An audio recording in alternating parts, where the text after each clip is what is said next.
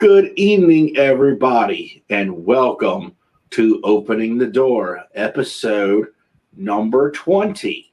Tonight, we have a very special guest. I was on his channel not that long ago, and he's returning the favor. He's coming over here to the hot seat. I'd like for you all to welcome Ken from Bluegrass Bearded. Thank you for coming in, man. Yeah, thank you, Scott. I appreciate it. So how was today? How were you today? Today was a good day, you know. Thursdays are always good. We're getting towards the end of the week work-wise, so I don't know about you, but the closer my week gets to Friday, the less work I have to do. I had to work over today. I had to secretly go do some Christmas shopping for the family. I got home late, and I woke up about 40 minutes ago. Nice. I slept on pretty much most of the afternoon into the evening and ate a fast dinner. I'll pay for it here in a little while because I'll have indigestion pretty bad because I scarfed it down. That's my own fault, but that's okay. So we got to start because we're getting to know Ken. Tell me how old you are. I'm 39. Another person the same age as me. Man, Oh, you have to stop trying to be like me. I'm not a special dude. I'm just telling you. Just saying. I mean, we got to aim high, right? We got to. So, born and raised in Kentucky your whole life? Except for the time that I was in the military, yes. Right, of course, yes. So you are a purebred Kentuckian. That's awesome, man. I am. So, not to make fun of your name, but the Bluegrass Bearded, is the name Bluegrass, and it's signified with Kentucky. Is it because of like the country ass? Tell me what that actually comes from. So it's funny. A lot of people ask me that. Everybody assumes the bluegrass and it means that I can play bluegrass music, and I cannot play guitar. I can't play a banjo. I played Guitar Hero once, and I was really good at Guitar Hero. That's about it. Bluegrass, just because Kentucky's the bluegrass state. Okay.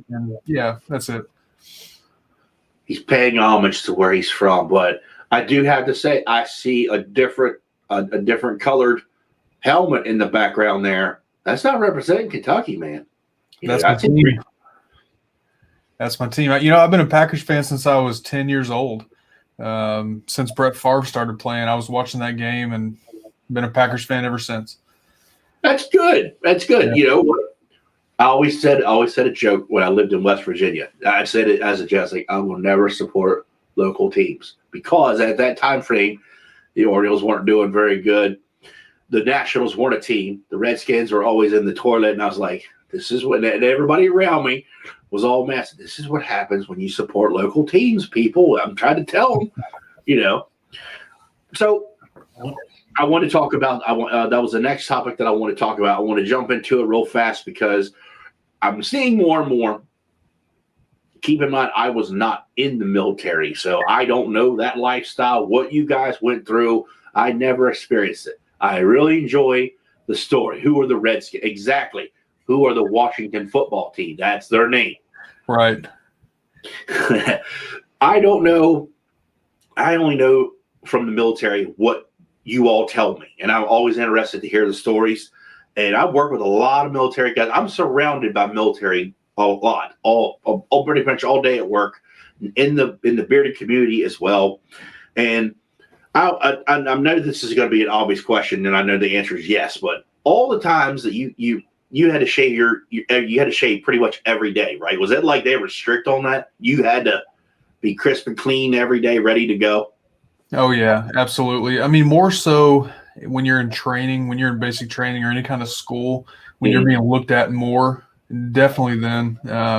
But even when you're permanent party, when you're actually stationed somewhere and you've been a soldier for a while, it's still considered. I mean, if you can see any darkness, any stubble on your face, then you're wrong. And so they'll let you know.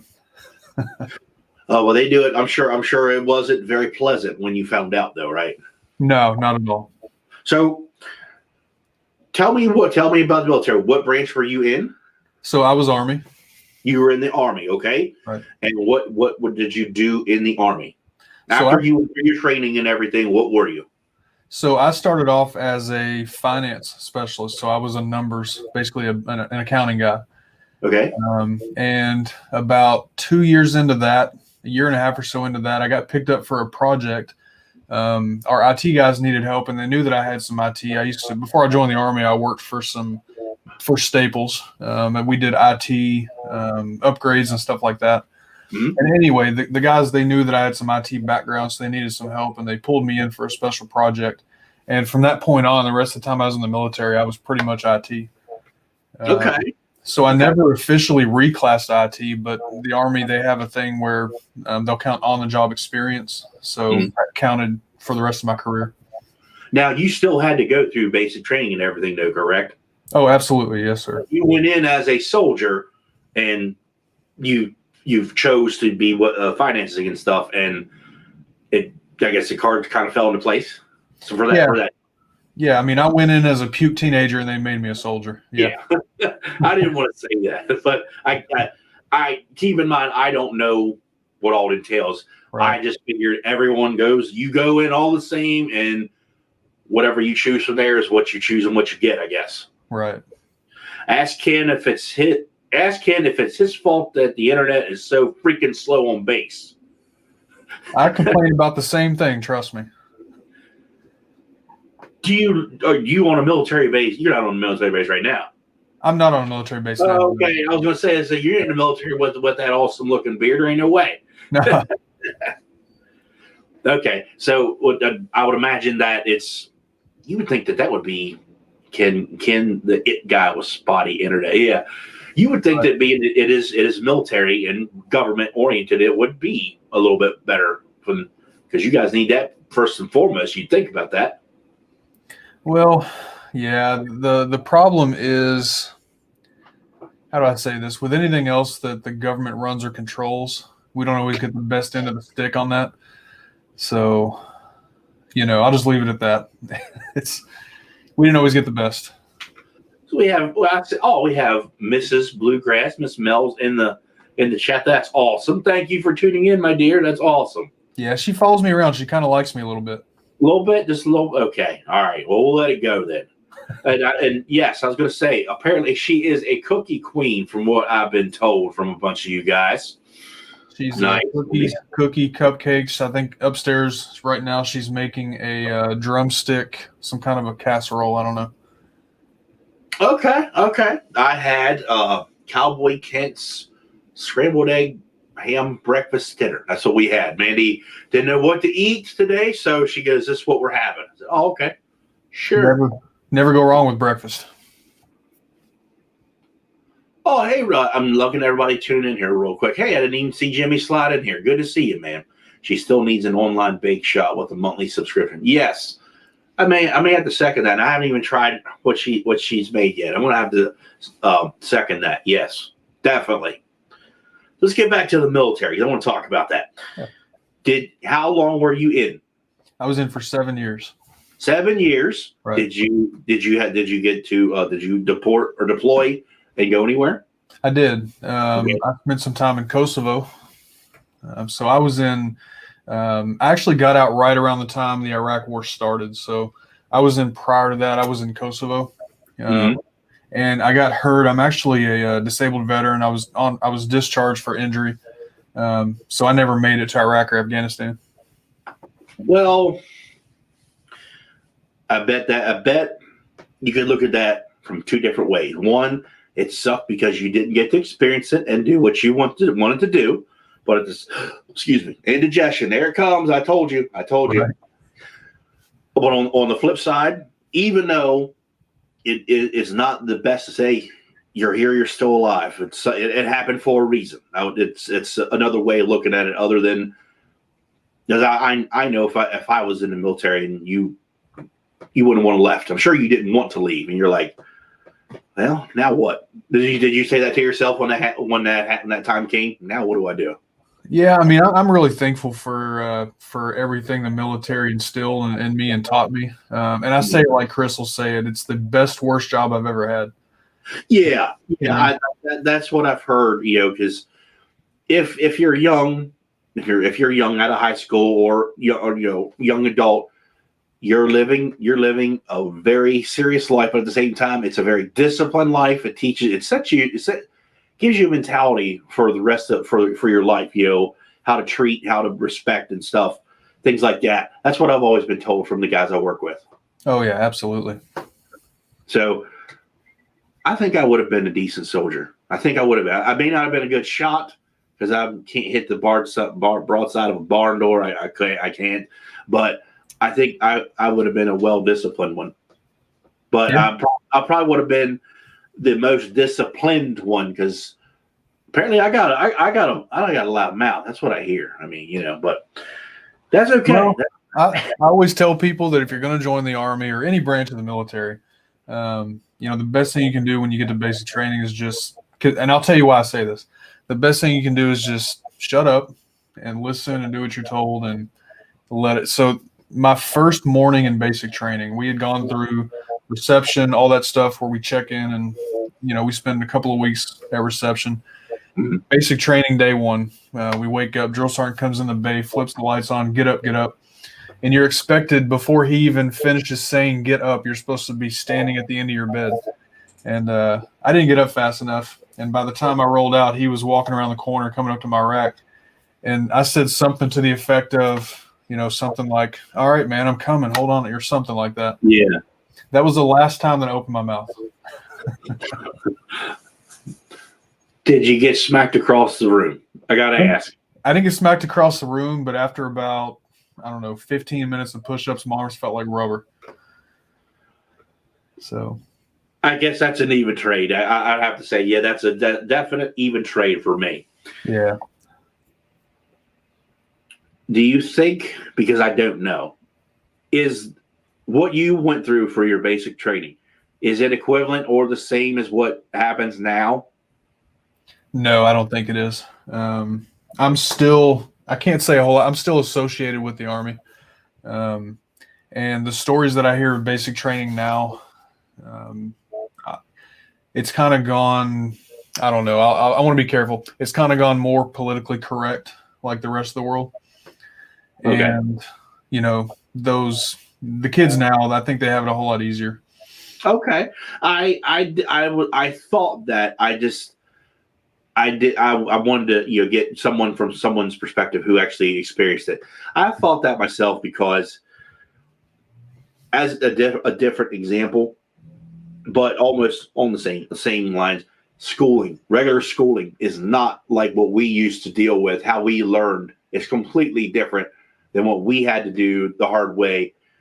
It's not like that at all with kids nowadays. They have their own.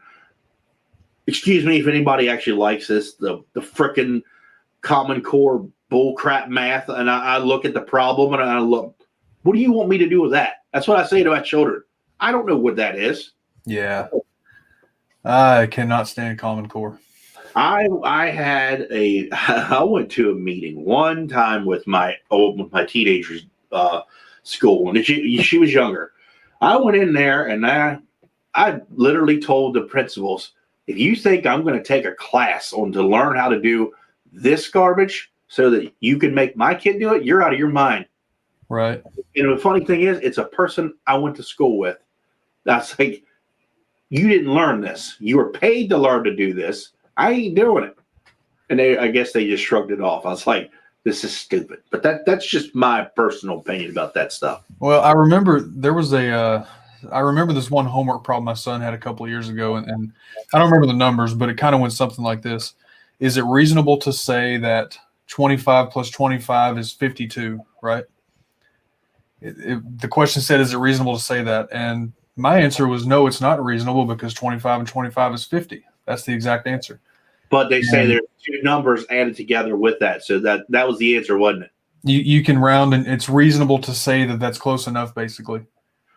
And so my response to the teacher was, you tell an engineer when he's building one of these big skyscraper buildings that it's reasonable enough to start at the bottom and say that's close enough. And by the time you get to the top, you're going to have a crooked skyscraper, you know? Yeah, that we're going to officially put in the stupid book. Yeah, that question is officially in the stupid book. Right. You know, I mean that's about as dumb as one of the stupidest jokes I've ever heard in my life. Which every time I I always say it's the stupidest joke I've ever heard. Why did the piece of hair run across the road to get away from the barbershop? Like, that is the stupidest joke I've ever heard. That's almost equivalent to 25 plus 25 is 52. That's definitely in the stupid book. Yes, there is a legitimate stupid book. If you hear something that belongs in it, you just book. Right there. Boom. Stupid book. Just drop it. It's almost like the cloud. You just drop it in there. Boom. Stupid book. It's done. That's a huge book. It's got to be huge already.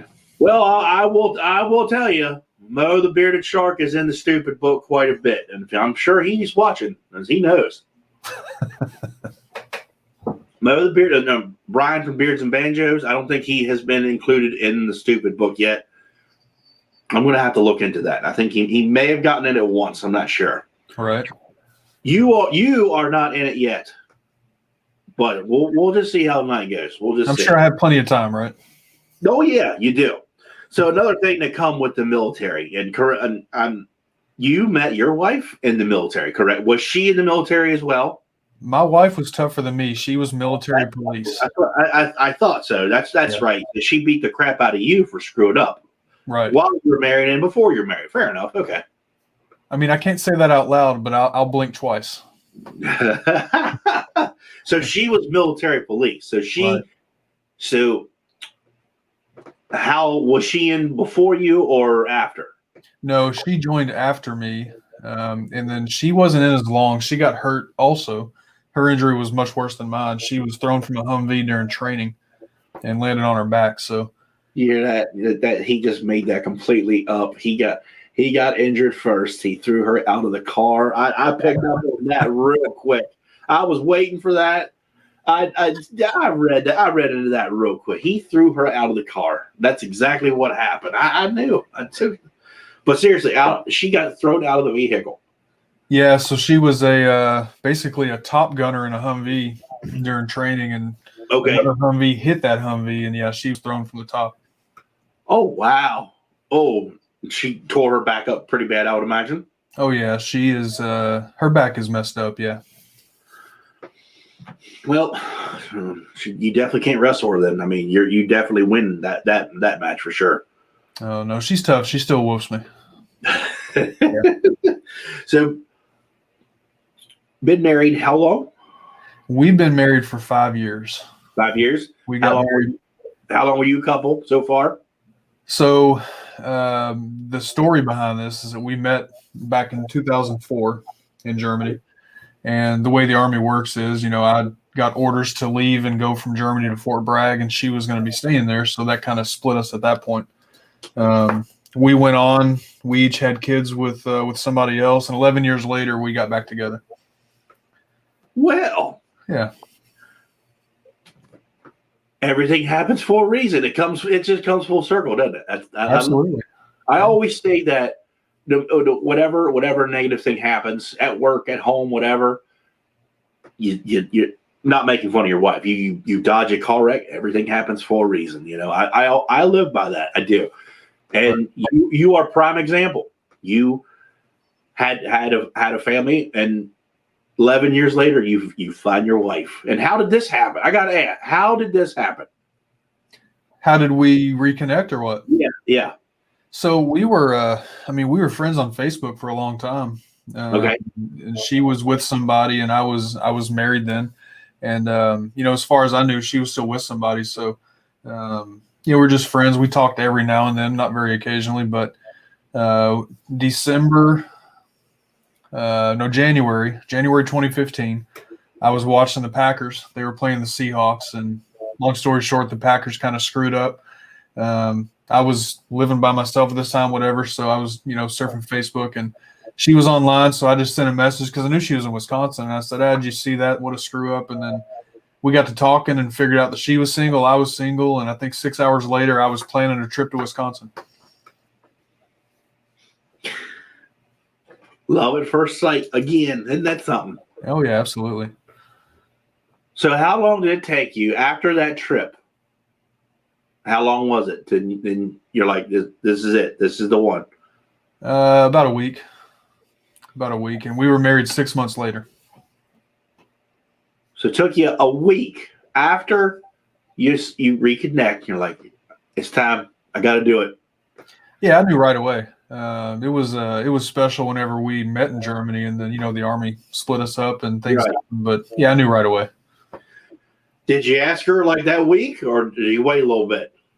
No, so that was February. I traveled to Wisconsin the first time.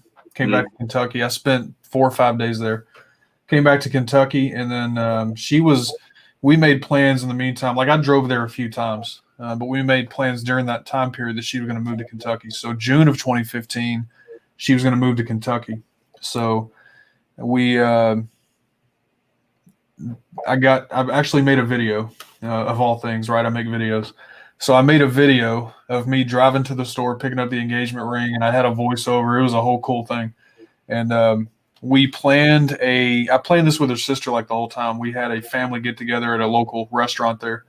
And I talked to the restaurant beforehand. I hooked up a Chromecast to their TV, and I had this plan. So I started playing the video on the TV, and then asked her to marry me there. So teary-eyed, probably shocked. What the heck? It's probably what she was thinking the whole time. I can't believe it. That I would like to have seen that. That would have been pretty cool to witness. Yeah, I've still got the video. That's pretty cool, man. Yeah. Good job. See, if you watched last night when I was on Johnny Grimm's channel, there's this other thing that I have called the awesome point system. You just gained 5,000 awesome points for that one for the day. So you're definitely in the positive. That's awesome. Good job. That's a good one. So I got to ask you, would you trade anything? Would you trade anything at all? I hope not, because it sounds like you went in the military. You got out for pulling a butt cheek, obviously. Right. And your wife, same scenario. You went your separate ways. Would you do anything different? Would you trade anything at all? Because I don't think I would. After what you just told me, I think you're a pretty happy freaking man.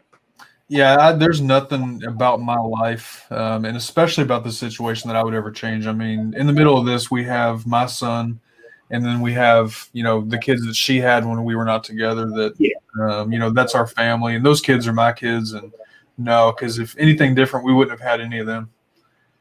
That's awesome, man. That's really, really cool. There had to be one thing we'd have to change that is in your life, and that's the fact that we'd have to change Devin and his liking of steak. We'd have to change that. That's probably about it. I'm working on that. I'm working on it. Yeah, we may have to do some kind of a challenge or something in general. And I was kind of brewing something up, and this is a crazy one. We may have to have multi-participants. And what if we had a one-chip challenge live on camera? Me, Bluegrass Bearded, official Devin official beard code. Heck, we got to throw Tyson in there too, just because it's a food challenge. One chip challenge. If you wuss out, Devin, you got to eat a steak. How we tell you. I think we could do it. You're talking about that hot chip? I will tell you, I've eaten that freaking chip, and it is absolutely insane. It's insane. Yeah, I don't think I can do it. I ate it last year, dude. I was filming it. I had to shut my video off. I couldn't withstand it. I ate it. Mandy ate the corner of one, and that was it. I ate the whole chip. That was unreal. Unreal. I'll just put it to you this way, Scott. We had Buffalo Wild Wings for dinner last night, and I ordered my favorite, which is the mild buffalo, and that's about as hot as I can go. Okay. You know what? I can't even make fun of you, and I wouldn't, because some people, whether you like it or not, some people actually can't eat it. It messes them up pretty bad. So to each his own. So we have to try something different then. Okay. Well, I'm down for a food challenge, but it just can't be heat like that. Yeah. Okay. So we got to nix the heat. Okay. We'll put our heads together, because if Devin loses, he's got to eat a steak that's not black or brown, like well done. Oh yeah. Let's do it. Yeah. So you see Matt, the hair guy there, he says, I want to do the chip challenge. Dude, I wouldn't recommend that. That's my 15-year-old son. And okay. I there's no way. I ate the one. I was like, never again. No, I honestly I wouldn't do the hot stuff, the hot food anyway. It's always you're destined to fail. It's like you're going to eat it or you're not. It's that simple when it comes to meat. I'll admit, my son he got the spicy garlic, which I guess is on the hot end, and he can handle heat a lot better than I can. I would, it's really messed up. Oh, I don't go to Buffalo Wild Wings that much. I really don't, and I'm not knocking their food. Their food is a donut challenge. Oh my God! Now he's taking the wimpy mode out. Look at him, donut hole challenge. That's what you're thinking, right? I know what he's thinking. Hey, I'm a fat boy. I can eat some donuts. We go to was up here. Pennsylvania is a little more strict of the dumpster fire stuff that's going on. So they frown upon you, if you don't have your mask on and stuff. But so they were more strict when it was more serious. And we don't go to Buffalo Wild Wings. Their food's good. Don't get me wrong. We go to a place. It's a bar, which I don't care what anybody says. Bars have awesome food. They have 35-cent wings on Monday nights, on bone or boneless, either or. But they're like, and I'm not making this up, they're about the size of a mouse. They're freaking huge. Wow. So, and you get however many you want. You don't have to say like a dozen. If you want 50, they'll bring you 50. It's whatever you want at 35 cents. So you go get a dozen wings. What's that cost you? You're right. Yeah. That's why we go there all the time, or on Mondays, because that's another reason why anybody who does live streams on Mondays, I'm at gyms down the street eating wings for the most part, because they're freaking good. But my favorites now, and now you got me wanting wings. See what you did there? Yeah, that was your plan. You're trying to get me thinking about food. Parmesan garlic. I love Parmesan garlic wings. It's so good. You ever had them? Yeah, I prefer buffalo, but I like Parmesan garlic also. Buffalo wings are good. I like eating buffalo. Yeah.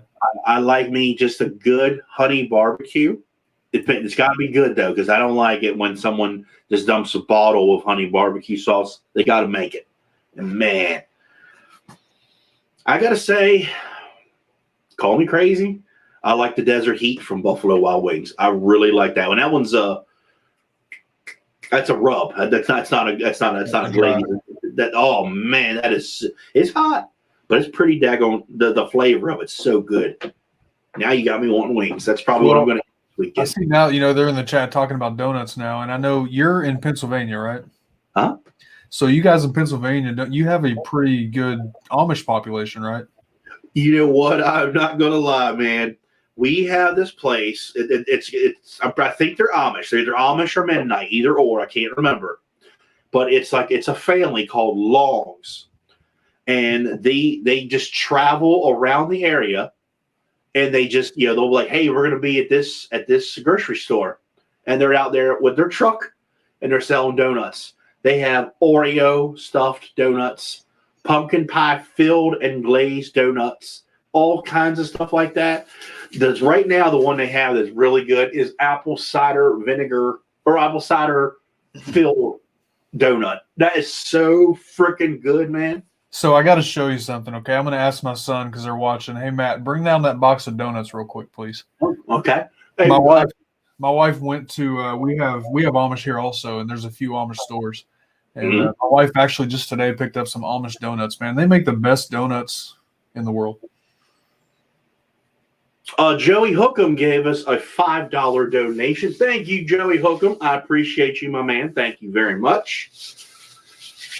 Yeah, we go to Long's whatever day they're like close by, and it's random. Like they tell you like a week in advance, and then every Saturday morning when my mother-in-law gets off of work because she's an overnight caregiver, she brings Longs home with her. She always asks me every Friday, what do you want in the morning?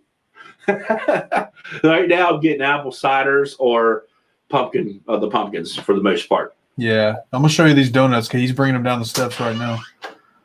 These are Amish because you just said the Oreo donuts, right? Mm-hmm, yeah. Yeah, she just picked these up today, so let's see if I can do this without dropping them. So there's your Oreo donuts. That's what they look like right there. Yep. Oh man. Yeah. I'll have one of them Saturday morning now. Straight from the Amish store. Thanks, buddy. Oh, those. I don't care what anybody says.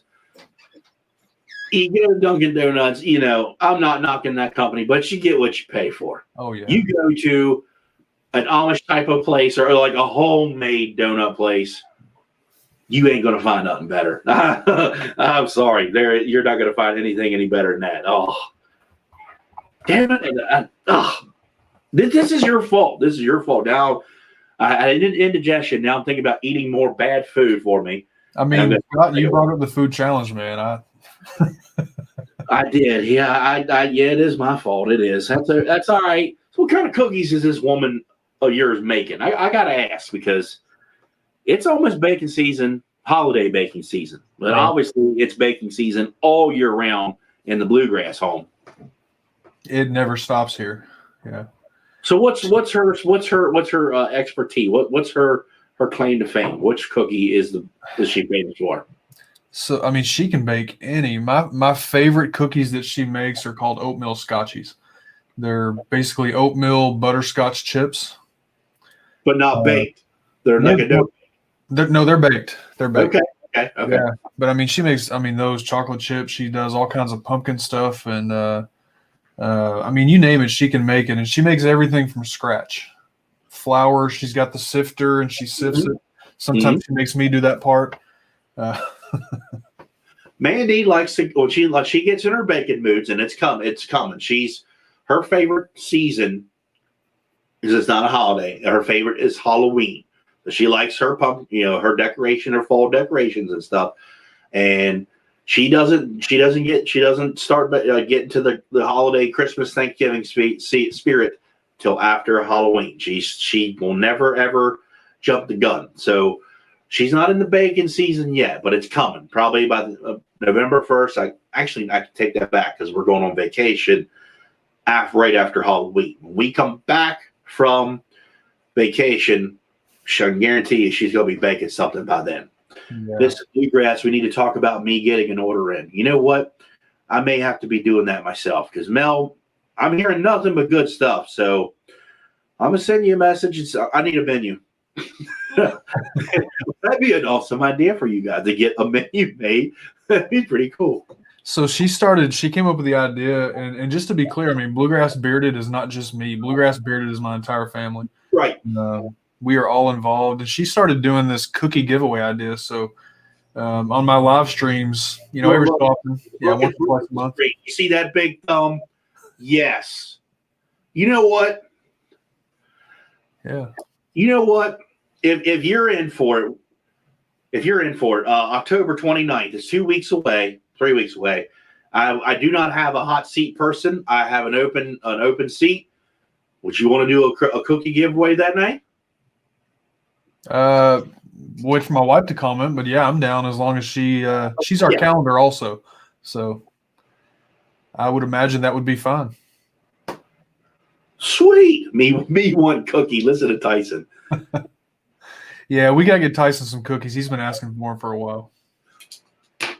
I'm trying to hold off, of getting in that mood for the season. Like I'm trying to hold off, but who doesn't like a good homemade cookie? Like, this community can make you guys very wealthy if you sold your baked goods for real. Yeah. The bidding starts at $100 from Healthy Bearded. That's funny. So no joke. I don't know if you saw Sober Chef Eric's auction he did 2 weeks ago, I guess now. Mm-hmm. She donated 4 dozen cookies for that auction. They went for $275.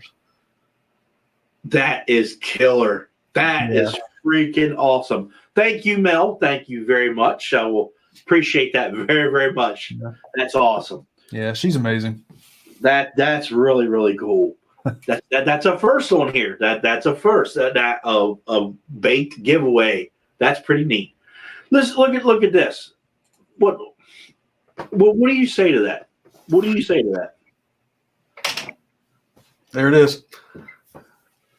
Hold on. There you go. Brian, you got beat. He beat you to it, man. Yeah, my wife is ready for 2020 to be gone, so she put Christmas trees up all her house. You know what? Now that I didn't even think about that. That's about the best thing you're going to have for Dumpster Fire 2020 is getting it over with. You're exactly right. I didn't think about that. Okay, you just gained the 200 awesome points back that you're getting ready to lose, Brian. And Ken, you still are in the safe zone. You didn't lose any either because we're going to let you guys keep those awesome points for that one. That makes up for it. Yeah, I appreciate that. Yeah. Now what the hell was it? 5 foot. Mandy bought a 5 foot tree this year because ever since we've been together, we've had real trees. And that's cool. That's awesome. We have propane heat.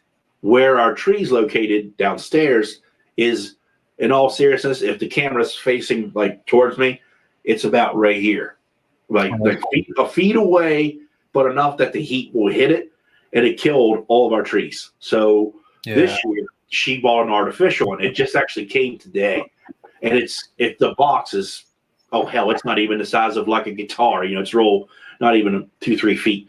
But it says it's a 5 foot tree, and she's all excited. So I told her she's got to wait till at least Thanksgiving to put it up, but that probably won't happen. Right. It's okay. It's all right. We got to get through this crappy year. Hopefully nothing else happens and the world actually gets a lot better. That's all I hope for. I mean, right now we're at level 10 of Jumanji. We got 2 more levels to go, so we'll see what happens. When I was in an a cappella group, we started practicing Christmas carols in August. But see, you know what? That's a different thing, though, because you're an a cappella group. I didn't know you could sing like that, Brian. Damn. Well, he's in a boy band. See, so that's what he's not telling us. It was a boy band. I knew it. I knew he had another. I knew it was another side of him. He's in a boy band. That's what it was. Why do you think you were practicing in August? You had to go to the studio months in advance and make a bunch of millions of dollars. I knew where that was all about.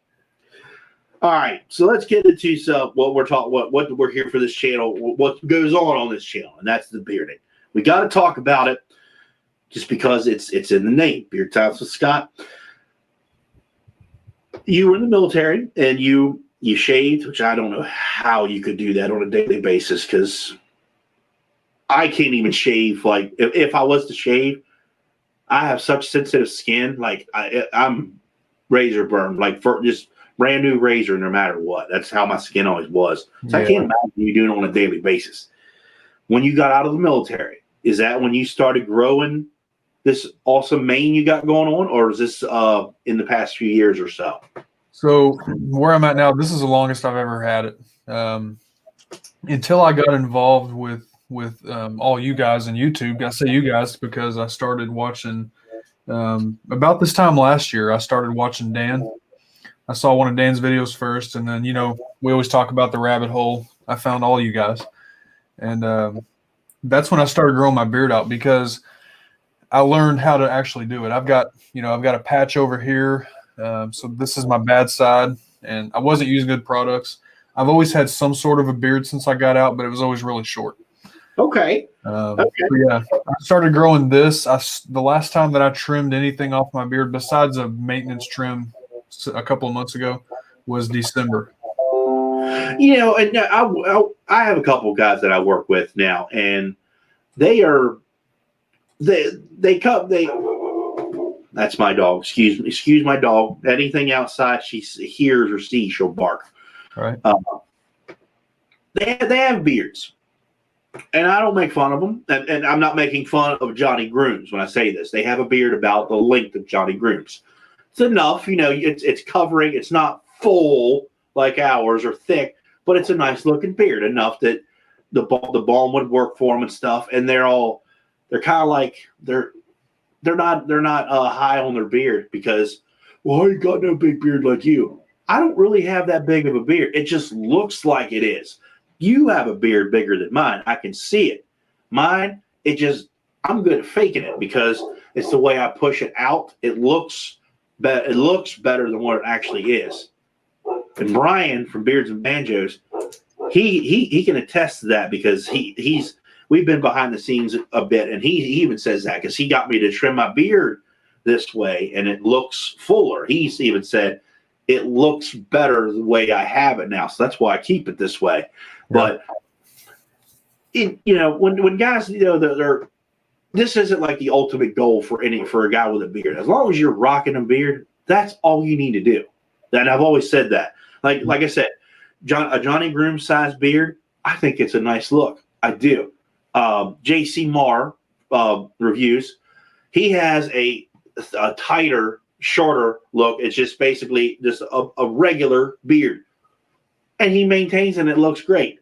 A couple of the guys I'm working with now, I'm giving them some stuff to use, and I give them like a nice package. I'm like, find out your routine, how this works for you, because they want me to like FaceTime them. I'm like, you can't use as much stuff as I do. We're completely different. Right. Guy come up to me the other day, and he's like, man, you were right. He isn't using the balm or the butter yet. He's just using oil.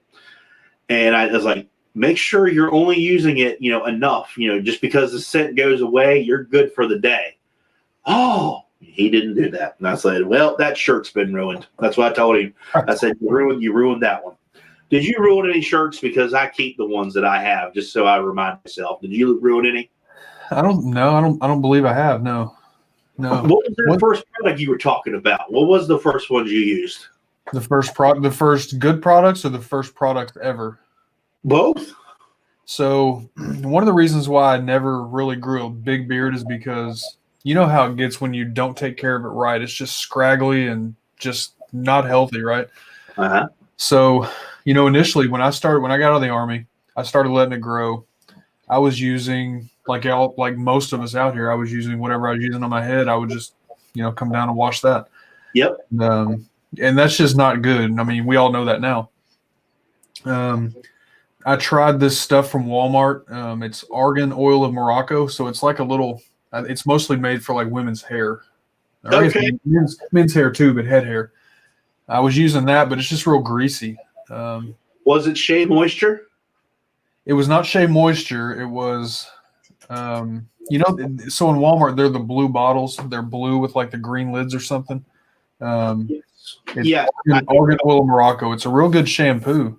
Yeah, I know exactly what you're talking about. I was actually just there today. I think I know exactly what you're talking about. Yeah, but it's still not good for your beard. It's just not made for beard hair. So because of that, I just never kept a beard long. I just kept it trimmed. So actually, a guy at work several years ago, he turned me on to Bad Donkey Beard Co. So the first thing that I ever bought was Ladies Man by Bad Donkey. Ladies Man, that's the citrus vanilla, right? It is, yeah. Yeah. Yeah, still have some of it. Yep, that's the one. Yeah, that one I've never tried, but I've heard that one. It's like that's the sleeper one. It's good. It's not very popular. Yeah, I like it. They make good products. I will say I reviewed them last year. I was actually surprised. I was like, wow, because you don't know until you try them. And I was like, I don't know. You see the ad. I'm like, I don't know about this. It was pretty daggone good. I can't lie. I liked it. And I went with my safe route, just the sandalwood vanilla. That's the original. I was like, let me get a scent that I knew I'd like. I would actually like to try some of their stuff again. It was better than I expected. Pretty good stuff. Their butter's really nice too. If you haven't tried their butter yet, I have not tried the butter. I think they started that this year, right? No, yeah, just a few months ago. Yeah, that's I haven't tried that yet. I might have to get my hands on some of that. So, what got you into going from watching, buying, and then you're like, I'm gonna endeavor into this. What got the brain going? So, I've made videos of different types for a long time. I used to make videos for my church. Okay. I proposed to my wife with a video, Yeah, well, very true. So I've always been into technology and videos and stuff like that. So once I started, like I said, Dan was the first video. I don't remember what I was searching for. I was searching for, like I said, it was a friend of mine at work that told me about, Bad Donkey. There was something I was looking for on YouTube, and I don't remember what it was, but I remember the very first video that I ever came across from this specific community was Dan C's morning routine video. And so then, like I said, Dan, and then found you and Scuba and all the other guys, and I just thought, I was like, I can make these videos too. I can do this. This is fun. It looks like it's a lot of fun. I can do this, and my wife is what really pushed me into it because I'm introverted, right? Yeah. I really am a shy person. Now, this has pulled me out of my shell a whole lot, but my wife is like, why don't you just do it? Just make a video. So, she gave me that kick in the butt. I remember you won a giveaway. I think it was Beard Justice. And yep. I think it's right when you were first starting. And I was like, and I said to myself, I was like, I think this guy's going to have a YouTube channel here start making. I was right. Yeah, you did, because I think you were, I'm trying to remember. You had Joey on, Joey Bearded Hook'em. That's it. That's right. You won that giveaway. And I remember about a week later, you were like, oh man, I remember because you were really digging them. Matter of fact, if you remember, I had sent you a message that said, hey, I've got an idea for a video. Do you mind if I use a snip of your video just to, the giveaway piece? And you were like, yeah, go ahead. So I threw the giveaway piece of your video in the front part, showing me winning the giveaway, basically. Mm-hmm. Yeah, that's right. Okay. Sorry. Bad memory. Apologize for that. I do remember that. Yeah, because I think I can't remember the sets you have. I can't remember them. I think you asked me which ones I should get. I think you did. I did, yeah. Yeah, ended up with Pillow Talk, Shark Bait, Most Wanted, and Shark Bait's my favorite. Shark Bait's still my favorite. I love that one. I forget the fourth one, but yeah. Sweet. So, making content. And if you guys don't know, Ken, you are a graphic designer by profession, correct? Not by profession. I do have it on my website. I do it. It's not my main profession though. Hey, did you hear him? Did y'all hear him? He said, do. He said, he do it. He did it. He said it. He offers graphic design, and we're going to be working together here in the future. Be on the lookout for that. More info to come. So we're not going to release that to the wolves yet. But did you go to school to do that type of stuff, or is it something you learned on your own? I've learned on my own. I've been messing with computers since I was 14 years old.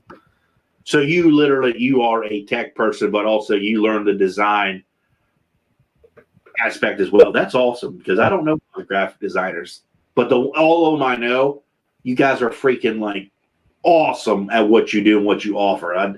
It's like if you know graphic designer, they're going to make you something freaking awesome, no matter what it is. Yeah, I don't know. It may take us a few tries to get there because it's not pretty at first, but yeah. Yeah, you send it out like a base and work it up to it, but the finished product is just awesome, freaking awesome, killer awesome.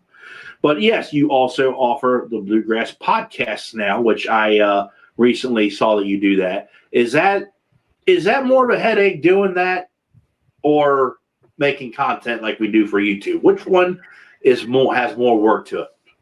Definitely YouTube videos, because of the videos that I do, the editing that I do. My podcasts are more conversations, so there's very little editing. Yeah, and I would imagine you record the audio and just sing, right? Correct. Yeah. So that would be a lot easier, because now how does it work from there? You just move it to the platform? Yeah, so I actually use StreamYard to record it. Yeah. And then I download the audio from StreamYard. I break mine up into 2 segments so I can throw an ad in the middle. Okay. And then, so I do it with Anchor FM, and then Anchor releases it out to the podcast is on Spotify, Google, Apple Podcasts. It's on 9 different platforms, and Anchor does all that for me. So, well, I may have to look into that, because I use Spotify like religion. And and Ben, that's kind of messed up to say as a musician. I don't buy music anymore. But at this day and age, they're making vehicles without CD players anymore. So right. to tell you that CDs are a thing of the past. So hates me saying that. Oh, man, he bought a truck without a CD player. And I'm like, what the hell? And I didn't know what. I was like, what? And then he goes, technology, man. This is coming from a 60-some-year-old man. I'm like, okay. I'm like, you shouldn't know how to work this thing, but you're all for it. Get right ahead. Well, I mean, musicians are making their money that way now in streaming instead of having to actually make, or their labels making CDs for them. Right. Oh yeah, it's the way of the world now when it comes to that type of stuff. Yeah. It's your digital business. We got to that a little bit. What you offer? Let me get it right. Logos. Mm-hmm. Layouts of banners and things like that, some videos and such. Right. Merchandise too, or I do have merchandise. We built a merchandise store. I've got one of the shirts here. That's just something fun. I don't expect a bunch of people to want to buy my stuff, at least right now. But it was something fun to do, and it's pretty cool stuff. It gets your name out there. Really, and that's awesome. Whether this is your plan or not, but in the end, in all honesty, you're building a brand. You're building Bluegrass Bearded, the brand, in one way, shape, or form. So why not make it get your name out there? Yeah, I mean, I'll speak to that. This is my long-term plan. I've got a 5-year plan that all of this stuff that I'm doing will be permanent. I will quit my full-time job, and I'll do podcast and creation, and this will be my job. Do you all really think you would want to see me do this all day, all year round? I don't think you all would stand me that long. I really don't. Hey, look, I've always said all of us can't be everybody's cup of tea. There's people that don't like me, and that's okay. I mean, I would probably go insane if this is all I did all day long. We're filming it. I'd be like, punch me in the face. I would be looking in the camera. Come punch me in the face. I have to get out of here. Sooner or later, it might happen. I want to ask this question to you because this is something that I've been talking about. I actually talked about it last night. I talked about it last week. I'm asking this question. I'm not trying to stir up any kind of issues or anything, but it's something that come across my mind in as I've been a consumer and buying stuff. Companies that make way too many cents. Do you think it's like a good move, a bad move? When I say that, there are companies that are making sense every week. And my, rebuttal to that is, okay, that's fine and dandy. You're making a cent every week, excluding monthly subscriptions, because that's a completely different concept, so that doesn't count. But a company that offers you a cent once a month, every week or whatever, every 2 weeks or whatever, I can't afford to keep up with that, and neither can my beard in general. Do you think it's like a waste of time? Because some of them, they can't even offer all of what they have, but they can make that new cent all day long. To me, as a consumer, that's a letdown. I'm not a fan of that. What do you think? I guess it depends on where they are doing their marketing. So if they're doing that and they're mainly marketing Instagram, with us that are in the Instagram community, then I think that's way too much. If they have a market locally or they're a big internet presence, then maybe that's okay. But I'm with you. I can't afford to try every new cent every time it comes out as much as I want to. There's just too much out there to trial at one time. So, I like I said, I'm not asking that because I work with companies, and sometimes they ask questions like this. Should I make more stuff, and I honestly tell them no. I honestly tell every company no. Yeah, and I say that because I'm just making an example. And then right here beside me is Damn Yankee Beer Company, because it's right beside me. So that's why they're the example. Right. I would tell Damn Yankee, master what you have offered from the beginning. Make it so that you can make it in your sleep. Get it down. Keep it in stock, because that annoys me more. Nothing annoys me more than when I run out of something that I wear on a regular basis. A beard wash. I'm out. It's my go-to wash, and I can't get it. That ticks me off. That does. I'm like, crap. If you're sold out, you're sold out. That's a different story. But if you don't hardly have it all, there's a problem. There's a big difference. I'll tell you this, me as a consumer, some companies that have, 1,000 cents and they're making something new every week, that as a consumer, that intimidates me to the point that I usually don't necessarily buy from them very often because I like there's, we always get asked the question, who's our favorite company? And that's a question, I don't know about you, but I can't answer that question because I have something from this company that I love. I have something from this company I love. I can't say that I have one favorite company, but I have many favorite products from many different companies. I could tell you a rough idea. And honestly, because, you're being honest with me, I'll do the same with you. It's no secret. You guys know that I am like the guy for Damn Yankee. I use a lot of Pete's stuff. I do. Right. I don't exclusively use it. I will say that.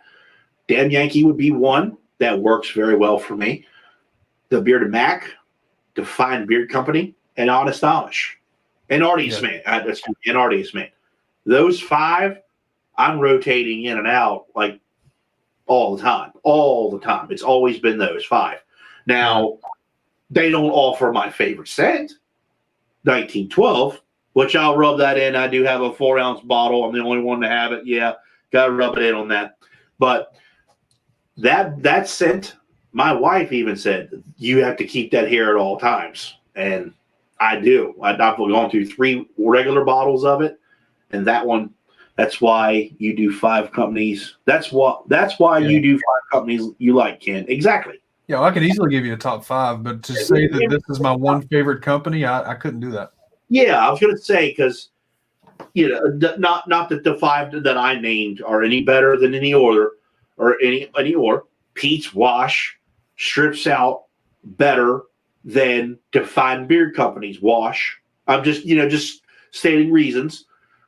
Pete's or Defined Beard Company's conditioner, I don't have to use as much as somebody else's. There's reasons why we have that. Yeah. But name your 5 companies. So, Bearded Mac, Copper Johns, Jolly Old Fat Man. See, it's harder than we think, right? It is on the spot. I do like Chesapeake. Man, I'm gonna stay at 4 because even top 5 is hard. Okay, all right. So he gave us 4 of them, and that's awesome. At least he gave us 4, and that's great. That's awesome. And Define's another one. I love Defined. Defined is another one. I'll say that. That's 2 companies. There's 2 of them I haven't tried yet. Copper Johns and Defined Beard, Jolly Old Fat Man. I haven't tried them yet. If you had a company, Bluegrass Bearded, let's say, if you had a bearded company, what would you offer? Not cents, not necessarily cents. Right. What products would you offer? I would, at a minimum, I would have oil, balm, butter, wash, conditioner. At a minimum. I know there's a conversation about balm. Do we still use beard balm? I think there's still enough of a market for beard balm. That was actually one of the hot seats, so we're gonna I'll click that off. You don't think it's dead yet? I don't think balm's dead. I think it's I think butter's definitely more alive and living the high life, but balm's not dead. I think it's to each his own, and I say that because I don't use balm unless it's sent to me for review, which I did use, or I'm using still, Renewed Man's Barber Lemon Tyson. I think I said it right, Lemon.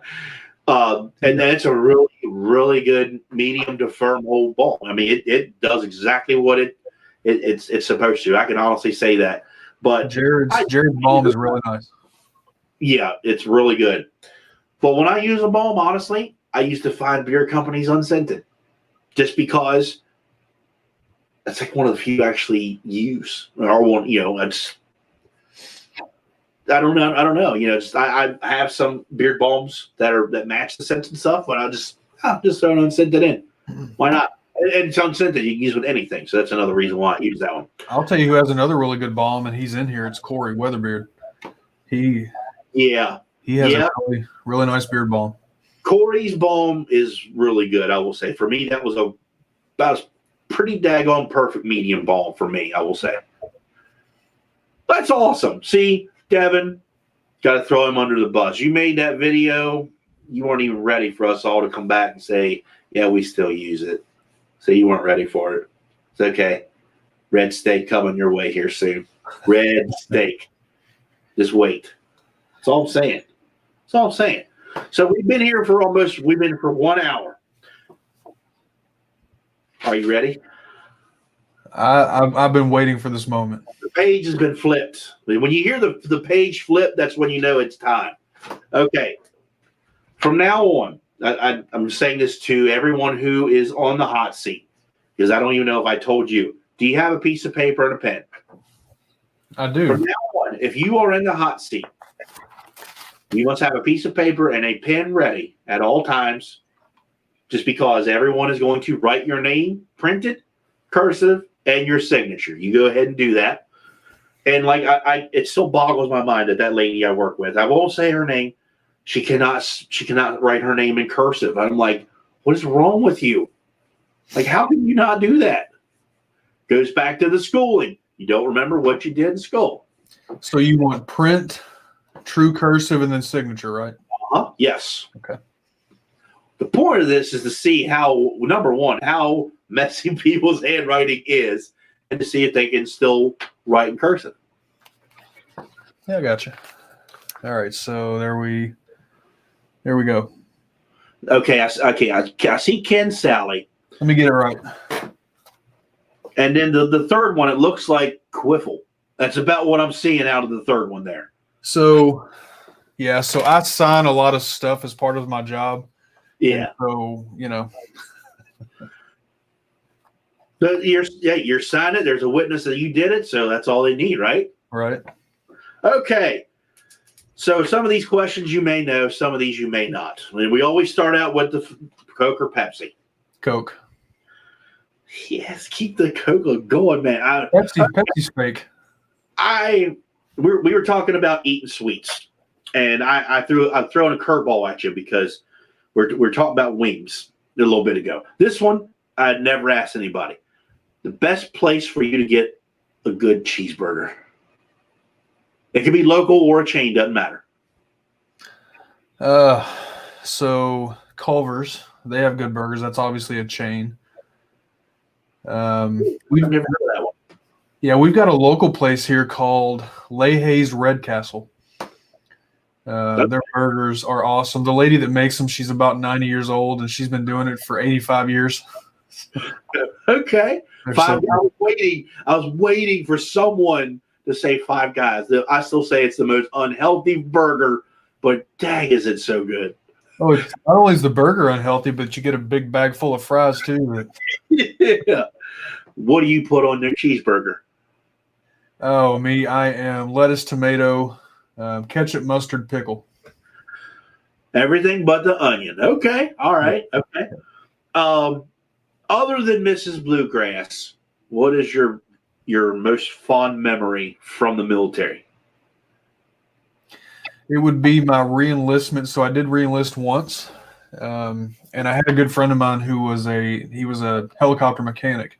Okay. So I got to re-enlist in a Black Hawk. Okay. All right. Yeah. Your lucky number?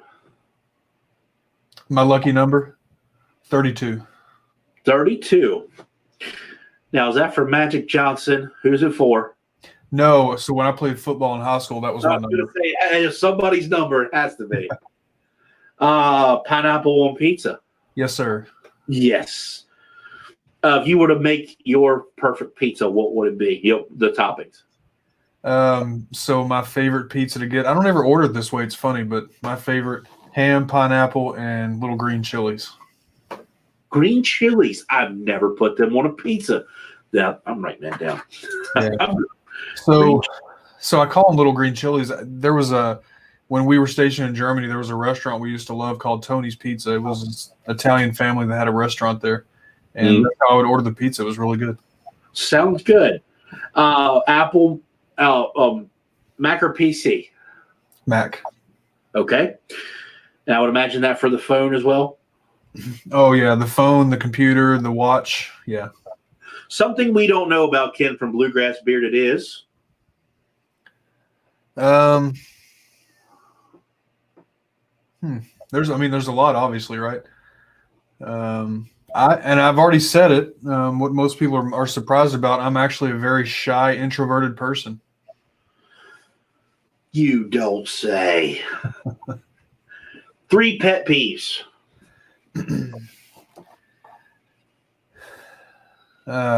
People that don't use their turn signal.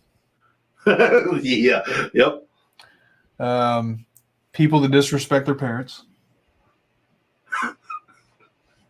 And, well, let me say people that disrespect people in general. I'll just say that. Okay. And one more pet peeve. People that disrespect the military. I gotta agree with that one for sure. Yes. Yeah. In the recent event, I don't know if you were a fan, Van Halen. If you were, what was your favorite song? Jump. I was a fan of Van Halen, but a lot of his music. I was younger, and that's the song that I remember most. Yeah. Okay. This one I don't know, so I got to ask you. You're not a drinker, are you? Yeah, I drink a little bit. Okay, your favorite beer? My favorite beer is Leinenkugel's Summer Shandy. Oh, good choice. Okay. Yeah. If you do, your favorite bourbon?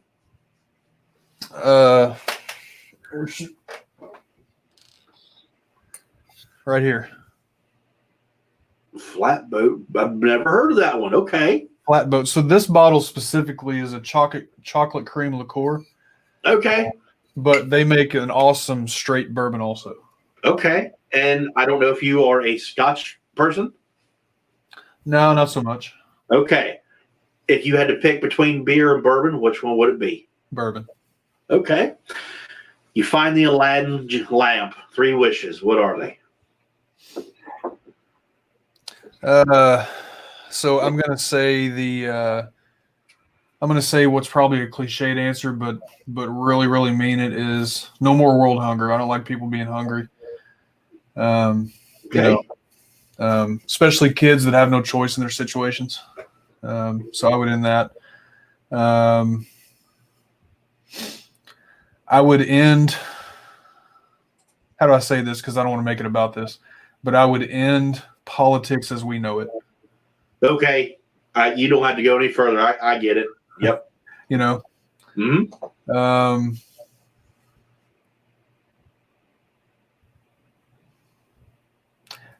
I guess unlimited beer products, because right now there's so many things that I still want to try, and my wallet only goes so far. That's the first person. You are the first person to put a wish for bearding in general. Okay. I mean, so here's the deal. My money only goes so far, and there's so many things I still want to try, and eventually I'll get around to all of them. Okay. What is your best father moment? Being a father. Baptizing my son. Okay. All right. Okay. And God willing, I'll do that for my other 2 kids also. This one I'm putting you on the spot. Your favorite beard product reviewer? Me? No. That's the safe answer, right? Me? Yeah. I don't know if I can pick a favorite, because there's so many different things you can take from different reviewers, right? Mm-hmm. Dan is the teacher. If you want to know something in depth, if you want to know the science of something, you watch Dan. If I want to know the head shaving part of it and the business part, Matt No BS. If I want to get to the point and get the absolute truth about what somebody thinks about something, I'm going to watch Scott.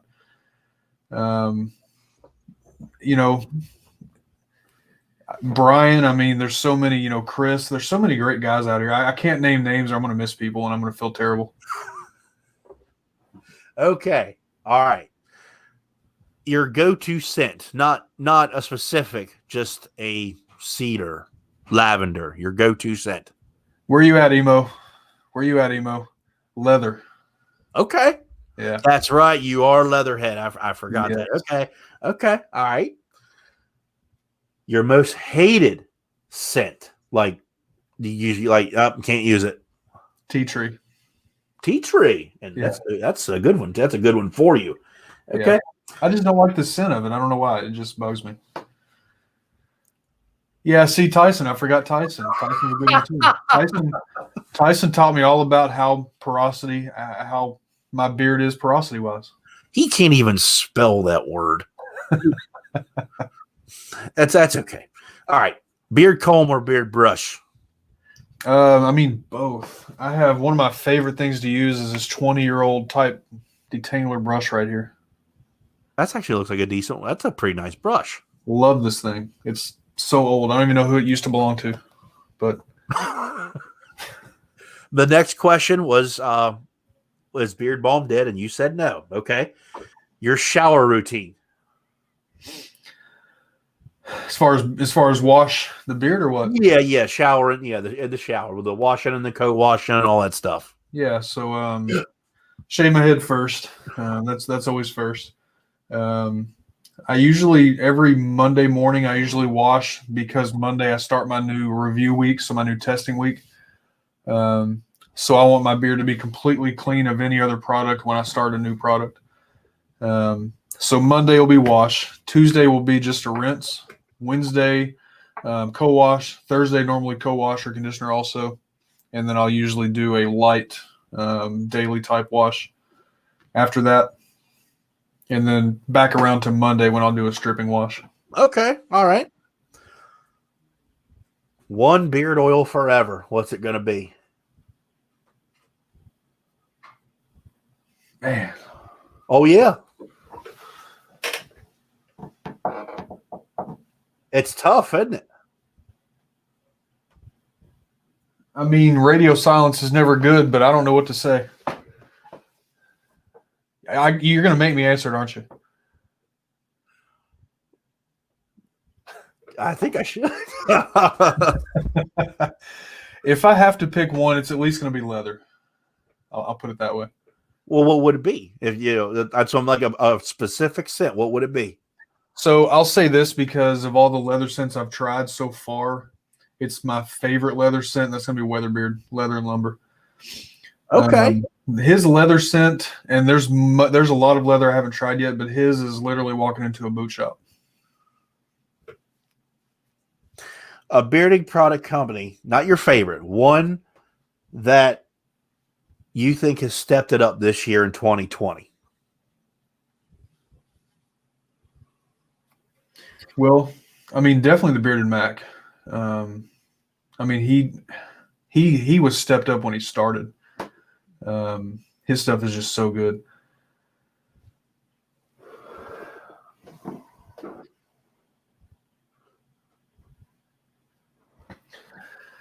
I'll say Defined. Okay. And the reason I say that is because I've tried two of his scents, and they're both just out of this world, just awesome. The Lemon Delight I love. Oh, yeah. And lemon is my wife's favorite, so I'll go with that one. And I'm not a fan of scents that I say food oriented. That's money. I love that scent. Yeah. Switching a little bit. You're a graphic designer that you admire their work.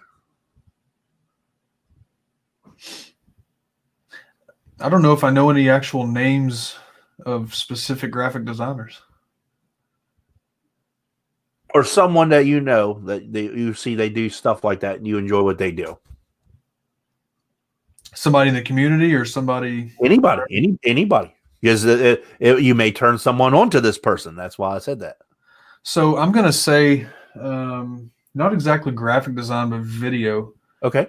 There's a person that Dan told me about last night that I guess used to be a reviewer. Okay. And if you give me a second, I'll have his name. This guy, I guess, used to be a reviewer, and it didn't really pan out. Like, he wasn't getting his numbers or whatever, so he stuck to just video in general.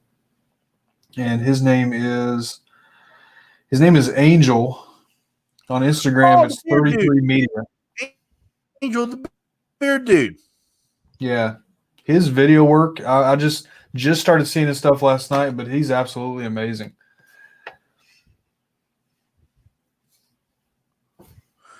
Angel was he was good at making bearding reviews and content. I like this stuff.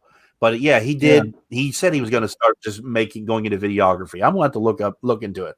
What was the most hyped goal in your opinion? Cash. That's my opinion. Sorry.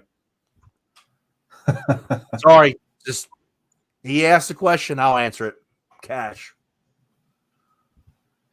What's yours? Most overhyped for me? This really is the hot seat. Yeah. This is uncut, uncensored. This is ignorant for me to say this, but if you get butt hurt, get over it.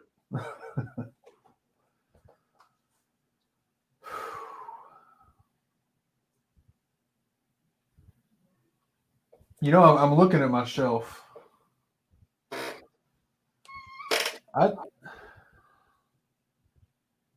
But you got to think though. You just because you don't like it, it's not a negative thing. You don't like it, you don't like it. Scent is subjective. So if anybody ever comes on here and you're asked that question, don't pass the question. If you don't like a scent, you don't like it. Right. I'm not going to punch you in the face for it. Right. I don't know. I mean, so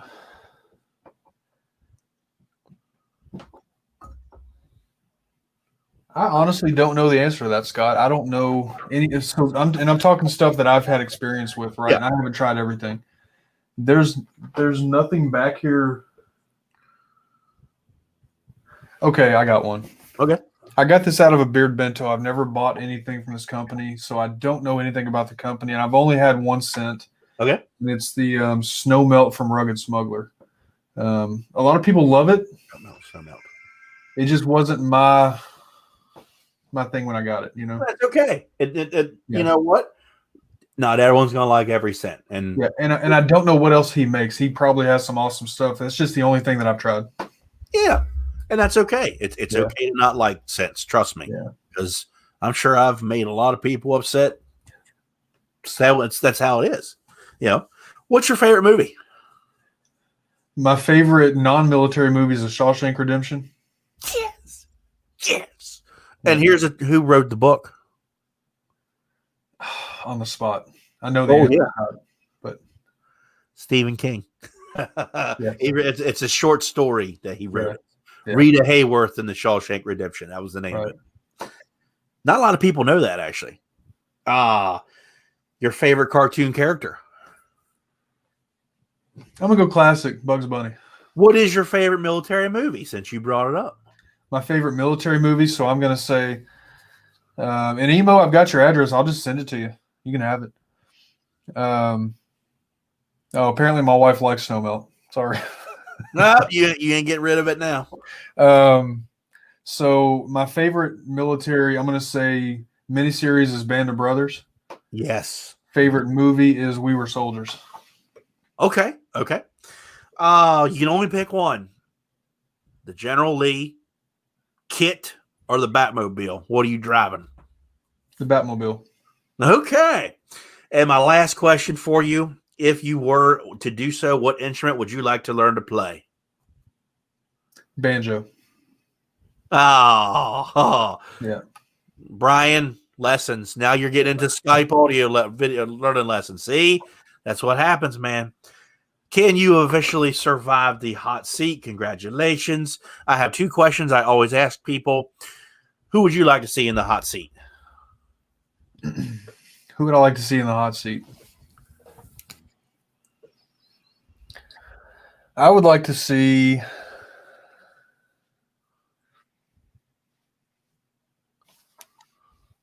I'm going to cheat and look through the chat. Oh, Brian has a banjo for sale. There you go.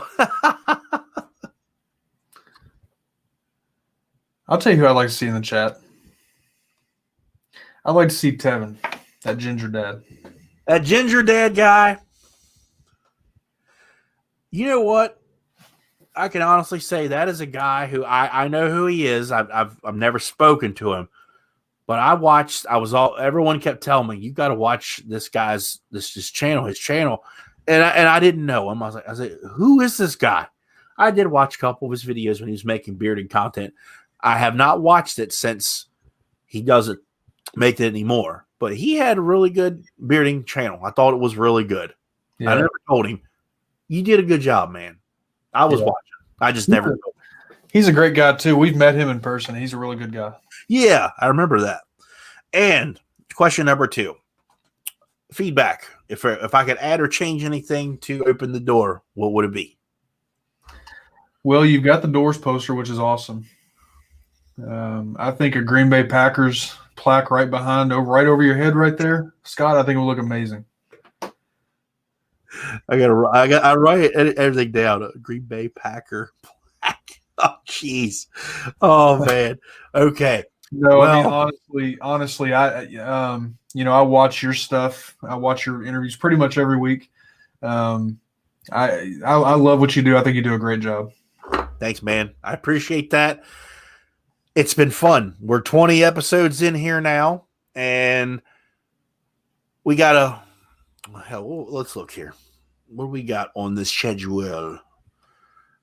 Well, for the next 2 weeks, we're Faithfully Bearded. We got Dave and Tyson back to back. So we got a double dose of Faithfully Bearded coming to you guys here for October 15th and 22nd. And then October 29th, we have a live stream. We're going to take a week off. Actually, we'll technically be taking 2 weeks off, but we're going to be doing a live stream October 29th, and Mrs. Bluegrass has kindly offered a baked giveaway. Thank you, Ms. Mel, for doing that. I think that's really cool. And we're just going to have a live stream where I can just chat with you guys, cut it up, but there's no interview set up for that one for that night. So we'll have to send you out some cookies before that. I'm in. So you can have something on the stream. You see the cheese? Yes. So we got Faithfully Bearded David first, and then we got Faithfully Bearded Tyson for the next 2 weeks. So that's what you guys got to look forward to. Now, do you have any questions for me? I do. Fire away. I do. So I know that you get up very early to go to work. I know the work you do. If you could choose the job that you do and the hours that you have, what would be your hours and what job would you have? That's a tough question to answer because my immediate response is musician, and then I would say during the day, but that's not what I would like to do for the rest of my life. I really don't know what I'd like to do other than I would like to teach someone something in general. And I guess you could say I'd like to be a teacher. And I don't know what that would be. I like to help people in general. Like where I work, I'm not a supervisor or anything, but a lot of people look at me like that. And I guess you could say I'd like to help be a teacher of some sort. I'd say part-time hours, like 6 to 12, whatever, a daytime job, so to say. Yeah. So my next question, you kind of answered this also, but my question, if you did not say musician, because I fully thought you would. I would, but I can't live the rock star life like that night shift thing. I'm like, no, it's tough because you're up all night, sleep all day, and I'm almost 40. I don't want to do that the rest of my life. I hear you. If what would it take if there was a band, and any band in the world, right, big band, whatever, came along and said, "Hey, we need you," and you were going to say yes, what band would that be? Slayer. I knew you were going to say it. Yeah. No, you know what? I can honestly say that happened to me. I came back from tour in 2017, and one of my favorite bands, who's from Kentucky, Flaw. They were they came out in the new metal era. They're like the early 2000s. They put out 5 or 6 albums now. They're still playing, but they were on Ozfest, so they were one of the bands that played Ozfest, that type of music. Right.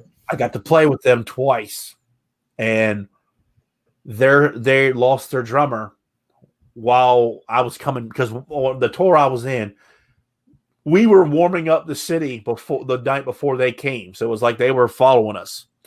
Well, we went home, and then they continued on across the country. Their drummer left on good terms. He did his tour and he left.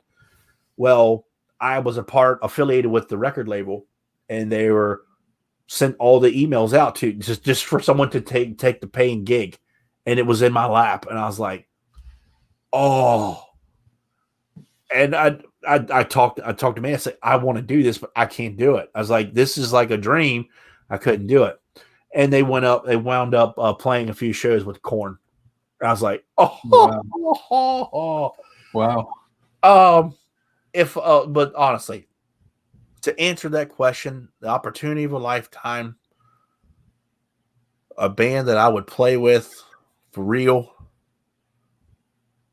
has to be my favorite, Stained, because I could just walk right in, and I know I could just pick right up right where they need me to be, because I know everything. It's like a blueprint in my head. Is Aaron Lewis still doing music with Stained? Because I know he did his own thing, more country there. He is. They went before the dumpster fire hit. They were setting up a return. Okay. They were actually scheduled to do the 20th anniversary of Disturbed's first album. They were playing the tour with them, and dumpster fire hit. It's actually rescheduled till next year. Okay, cool. Aaron's actually setting up now. He's doing an outdoor like festival thing, or an outdoor, like, what do they call it? The drive-through things they're doing now. Yeah. He's doing it with Sully from Godsmack. And I'm actually going to go see Aaron in January. He's going to be down in my hometown at a casino. Which awesome. I was supposed to see him on my birthday in June. It got postponed, so I still get to see him. I like Aaron Lewis. I like Stained. I like the stuff he did by himself, his country stuff. Mm-hmm. I like Aaron Lewis. He's good. He could sing the phone book, and I would watch, or I'd listen. Right. To it. He's just got a voice that's just amazing, man. That's a tough one, you know. Stained, obviously, I would pick them, but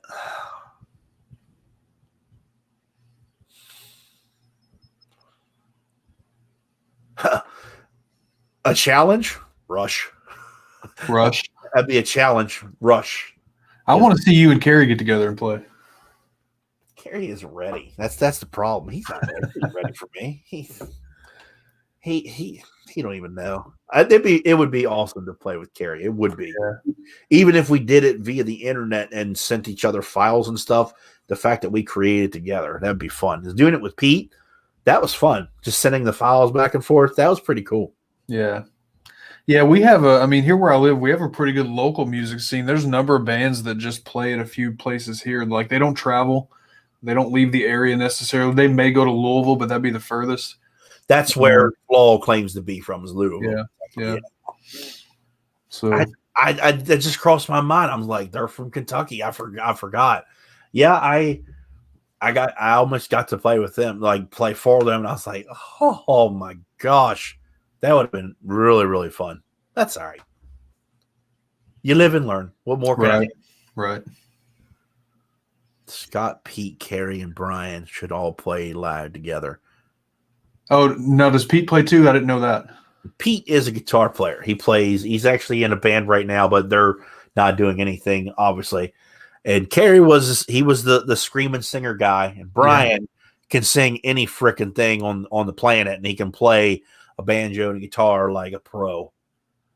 Yeah. I wonder if everybody here knows that Brian has a second YouTube channel that has like 10 million subscribers. Yeah. And kind of sad what happened with that. You know, I'm like, he's still my friend. He's my brain. He keeps me in check a lot, and he does. He's a great guy. That's a tough question, because you got me like thinking about that. You know, who all, you know, would I love to play for? Oh, Well, I know with musicians, even if you don't travel and then you kind of, I don't know if you want to say you're retired or whatever. I know musicians love music, and it's one of those things that's tough to, like, once a musician, always a musician, right? It's a drug. And it really is. You live to go and pour your creation out for people, like your art that you've made. I can't really explain it any other way. Playing from city to city for that month was amazing. I didn't know anybody in front of Texas, in front of Georgia, Louisiana, but they treated us like we were kings, and the fact that they liked the music was even better. It was just a dream. It was. I was like, yeah. Wow. I'm from Seattle, so Nirvana, Alice in Chains, Soundgarden, and Mudhoney. Wow. You got some great bands there, Emo. I can't deny that. That's 3 of them that I grew up with, and they were big influences for me. Yeah, that Seattle grunge is its own style. If I had to pick one of those, probably be Soundgarden. It would be. I like Soundgarden. I like them. That was my favorite of that group. Yeah, Black Hole Sun was a staple when I was a kid. Yeah, that whole album. Where did you play in Georgia? Swayze's. I remember the name of the bar. I just don't remember the city. They weren't mentioned, Pete White, but Pearl Jam. If you don't like Pearl Jam, you're not American. I'm just saying. Pearl Jam. I mean, Eddie Vedder. I mean, the man can talk like this like all the time. He's got a distinct voice. You know who it is. It's right. It's Eddie Vedder. I mean, well, let me hear your impersonation. Let's break it out. Come on. Yeah, okay. Now I'm going to pass on that one. Okay, she's not ready. She don't know. She's not ready for it. I got a notification from Joe. Oh, Bearded Life 973. Yeah. He will be doing his live here in 30 minutes. That's cool. I get that every time you guys do a live stream. Every 30 minutes, I'm like, I don't want. Does that show up on you all's phones and stuff when I do that too? I get it. I mean, as long as you have that notification bell. Yeah. Okay. I've never actually seen it on my own. That's why I asked. I was like, I wonder if people actually get those for me. Yep. Actually, yours is still on my screen. I've never closed it yet. Well, I feel special. Well, I don't know if you have any more questions for me. That was all that I had. Yeah. Okay. All right. Metallica. It's got to be that was like that's still my number one band I will always want to see, just because they got me started into that type of music. And how can you not like something they've made? Something. I do have one more question, because it's a question that I have an answer for also. Okay. If you could choose any specific concert in a historical concert, what concert would you choose to go to? 3. I'd have to pick 3. Okay. 1, right there. Number 2, Live Aid with Queen. And 3,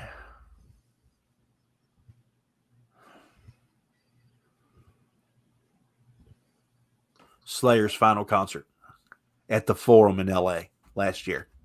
Ah, nice. Just to say I was at the last one. Just to say it, because I know that they're not everybody's cup of tea, and that's subjective as well. I love that group. Always did. I bought their first tape when I was 7 years old. I at that time, AC/DC was like in my brain. Some of the 80s hair bands and stuff. Right. And then for some reason, my cousin brought Slayer, and I didn't know who they were. I just had the tape, and I was like, I listened to it. It was fast. Like, I have to have that. And I bought it. That's awesome. So my answer to that one is 1985 Wembley Stadium. You and I would be going to Live Aid together. I would love to have been there for that Queen performance at Wembley Stadium. Yes. Yeah.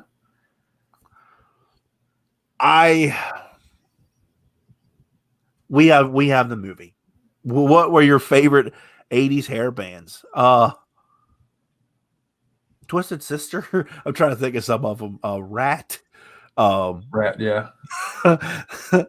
I feel old saying all those. Now, keep in mind, I was a kid listening to this stuff, guys. So yeah, we're the same age. You're not old, Scott. Yeah, I didn't know how good these guys were or whatever. I only knew what MTV was showing you. So right, Winger.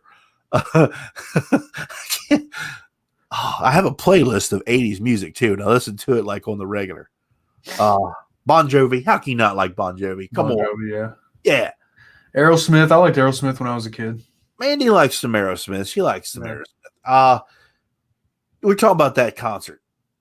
You don't, and I will admit this proudly. You watch that movie, and they recreated that Live Aid part. If you don't have tears in your eyes, there's something wrong with you. That was that to people who watch and fans and critics and stuff. They say that was one of the moments where like time just stopped because it was so good. Have you heard the story about how they filmed Live Aid for that movie? Yeah, the crowd isn't even real. No, yeah, a lot of CGI, but that was like the first scene for the movie that they filmed, I guess. The guy that played Robbie Malek. He said that if that didn't go well, then he was going to be fired from the role. Yeah. So they filmed that first. But if you've ever watched, so there's a couple of videos on YouTube that they've got the movie performance and the real performance side by side. Randy watches it all the time. Dude, he nailed it. They nailed the production of that scene for the movie. Yeah, that was spot on. And it's you're never ever gonna know for sure, but he sang the entire movie, but you know that his voice wasn't sang through the entire movie. They'll never let that secret out, but he had to perform it because you could fake it with just lip syncing, but he had to get his throat muscles. He was singing. Yeah. But can you imagine that though? Like he took lessons and everything. He became Freddie Mercury to do that role. There was no one. The person they wanted was the guy who played Borat because he did look like Freddie. Sacha Baron Cohen. Yeah. I don't know why they didn't choose him, but there is no one who could play that role. That was Rami Malek's role, 1,000,000%. Yeah, absolutely. A performance of the decade. I cannot disagree with you. That was there. There's been a few roles, and I'm a big movie buff, and I think you are too. I can tell there are some roles that, whether you like them or not, I'm like, this person became this role. Rami Malek becoming Freddie Mercury, Joaquin Phoenix and Heath Ledger both becoming the Joker, because they're, in my opinion, again, subjective, I don't think any other person could have played those better. Yeah. So two completely different versions of one of the most famous villains in movies, and they both made it their own. I mean, for the longest time, I said, in my opinion, Heath Ledger, he was the master because no one expected it. No one expected it from Joaquin Phoenix either. And look what he did. I'm going to say Joaquin Phoenix also as Johnny Cash. Yes. Yeah. Joaquin is Johnny Cash. And in the same movie, what's her name that played June? Reese Witherspoon. Reese Witherspoon, yeah, thank you. I thought she was great too.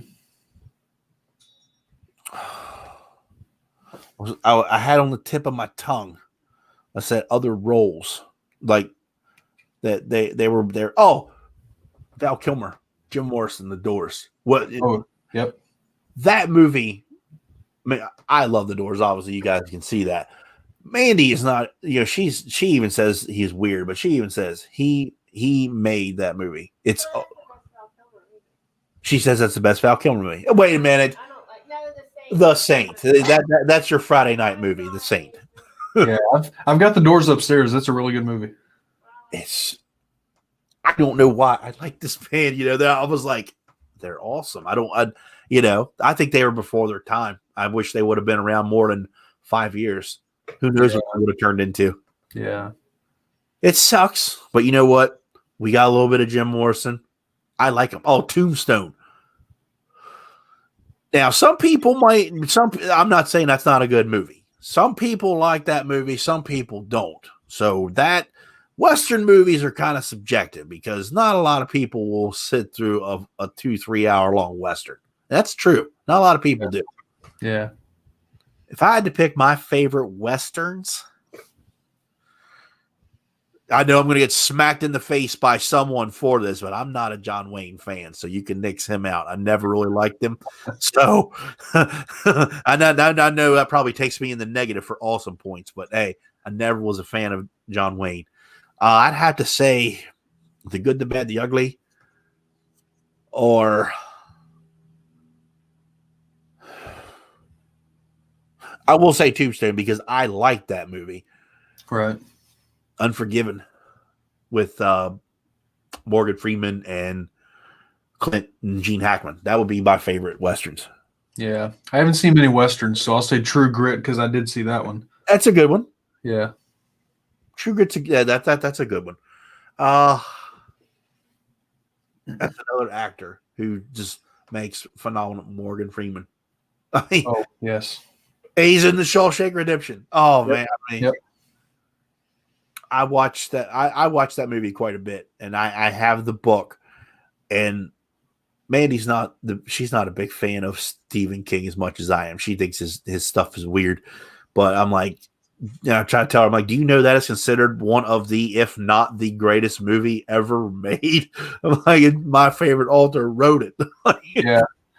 There's 3 movies that if we're flipping channels, there's nothing on, and this movie happens to be on TV. There's 3 movies we'll stop for. There's probably more than 3, but there's 3 that we'll stop for every time, and that's Shawshank Redemption, A Few Good Men, and Forrest Gump. Yeah, they're right there. Another role no one could have ever done. Yeah. Closest one, Sean Penn. Sean Penn, the movie I Am Sam. He was autistic. I think he was autistic in the movie. I think. Yeah, something like that. But that would have been the closest for that role, I think. And I don't think anybody else could have done it. Dustin Hoffman for Rain Man. I think he'd have been a good one for it. Yeah. I'm not saying that to make fun of Dustin Hoffman in the movie. He's like, yeah. He says that all in the movie. Dustin Hoffman, I think, could have done it too. But Tom Hanks, he nailed it. I don't think there's ever been a bad Tom Hanks movie ever. He can play almost any role. Even a loner talking to a volleyball, he made it look good. Lady likes that one. She likes Castaway. She's a fan. I do too. Yeah, Wilson. Yes, that's his name. Wilson, yeah. Yeah, funny story. Castaway was the first movie that I ever had on DVD. That's a good question. Writing that down. Your first DVD. There you go. Mine, Fast and Furious. Fast and Furious was the first DVD I ever got. Yeah, it was. Yeah, you know my one. What was yours, dear? The Rock with Sean Connery. The Rock with Sean. Watch this. The Stud, right? Sean Connery, the Stud. Yeah. He's 100. He's still. She thinks he's a stud. She does. Right. Oh, here we go. I was waiting for it. Favorite horror movies, top 3. Are you a horror movie fan? Yeah, we like horror movies, but my wife. I'm gonna wait. I'm gonna let my wife put the comment in there before I say it because I already know what she's gonna say. Okay. So I'll tell you when I see it. Okay. Top 3 horror movies. Well, Mandy is a big Halloween Michael Myers fan, so I would say the first one of Halloween. In no particular order, of course. Psycho is my favorite movie ever. And then, as tough as it is to say, because I do like my slasher, Silence of the Lambs. Oh yeah. I like that character, and I like the books behind the story too of that Thomas Harris wrote. They were good. Mm-hmm. Good ones. You're talking about movies that you if they're on. My movie, you can laugh. Mandy's gonna laugh at me as I watch it like all the time. Roadhouse with Patrick Swayze. Oh yeah, Patrick Swayze and Roadhouse and what's the other guy's name? Sam Elliott. That's the way Sam Elliott. Thank you. They were brilliant. And there's my wife's comment. Okay. Ken doesn't watch horror movies. He sleeps through every one of them. Well.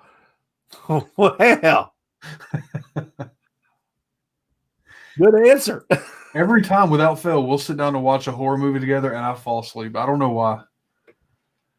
He's not a fan of death, people. That's what he's telling you. It bores me, I guess. I don't know.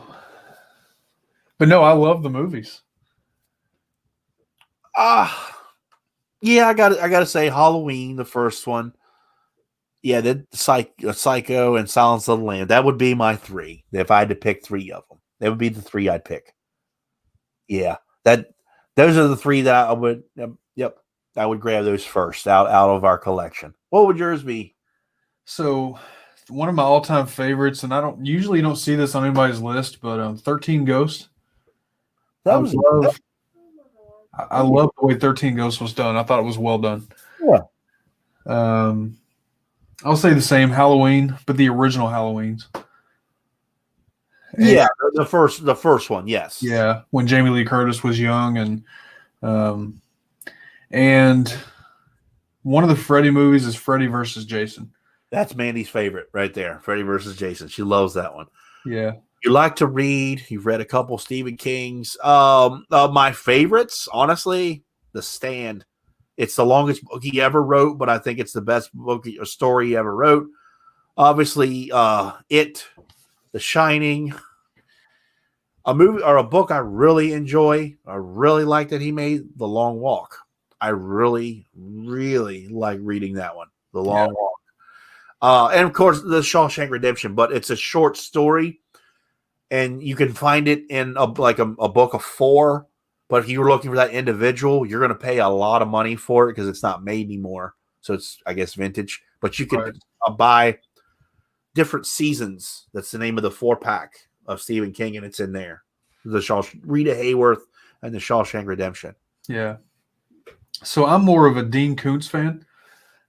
Okay. I've never read any of his books, but that is the next author that everyone tells me I need to read his stuff. So if I was going to recommend a book, if you were going to read a Dean Koontz book, pick up Watchers. Yeah, that's the one everyone tells me I need to read. Great book. And then after Dean Koontz, it would be, now this is not horror, but Ernest Cline. So Ernest Cline writes the Ready Player One. Yeah. And the Armada. And Ready Player 2 comes out in November. I've already got it pre-ordered. Okay.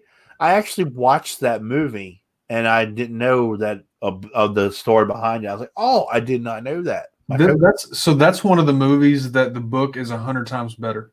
Yeah, that's what my coworker told me. He's like, you got to read it. You got to read it. I was like, okay, I'll read it. Yeah. No, I love the movie. The movie was well done. I can honestly say I've taken a back seat in reading for the past couple months, and that's my own fault. But Mandy and we were both saying we got to get back into reading again and stuff. So we're gonna, when we go on our anniversary getaway, we're both taking books to read and get back into that.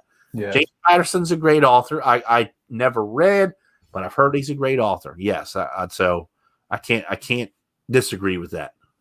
Next time you watch a horror with him and you see him dozing off, yell leather. See what happens. That's funny. I'll probably just start sniffing. Me and my wife's first date was Freddy versus Jason. Oh, that's the first movie date Mandy and I went out to see was Deadpool. It was Deadpool. The first movie we watched together, that's actually ironic.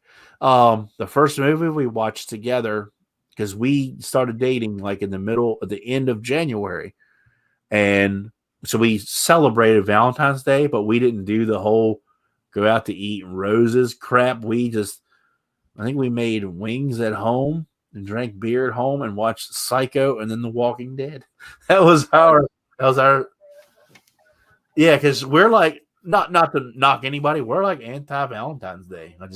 If I can't tell my wife that I love her, smack her in the face on a daily basis and get it back, I'm not going to go out and buy roses and and a charm and all that stuff. If you guys do that, that's more power to you.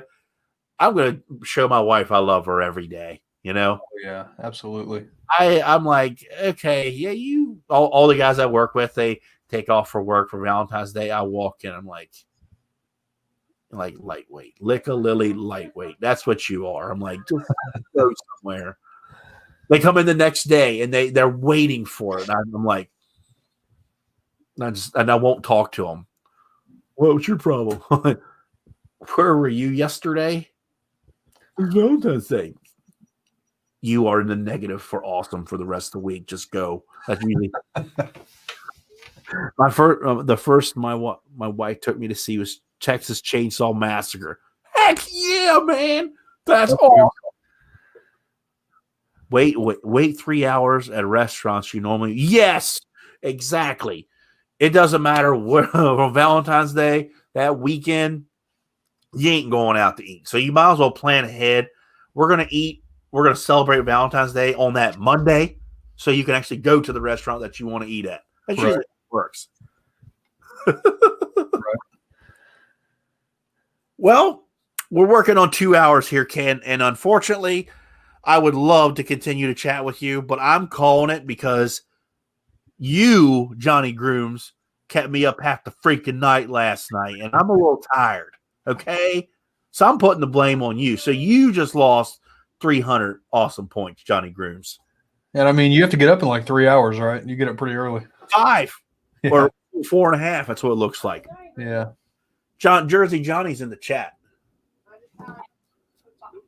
Oh, I'm looking at the camera as I say this to Jersey Johnny because he'll know. Fupa. He'll know exactly what I mean when I say that. He's probably laughing at himself right now. That's a conversation he and I had with Mandy, and he just she's laughing now. Let me go over here to the YouTube. Yep, he laughed my butt off. Yep, he knows. He knows what we're talking about. Ken from Bluegrass Bearded, you officially survived the hot seat, and we've had an awesome 2-hour chat. I feel like I know you a little bit better. You're in the positive side for awesome points. You got lucky. You got lucky. So, and before we sign off, I want to thank you for giving me your time and thank your wife for wanting to do a baked giveaway. That's awesome. That's really, really cool. You get your wife into the bearded community, number one. Not a lot of guys can do that. You've done that successfully.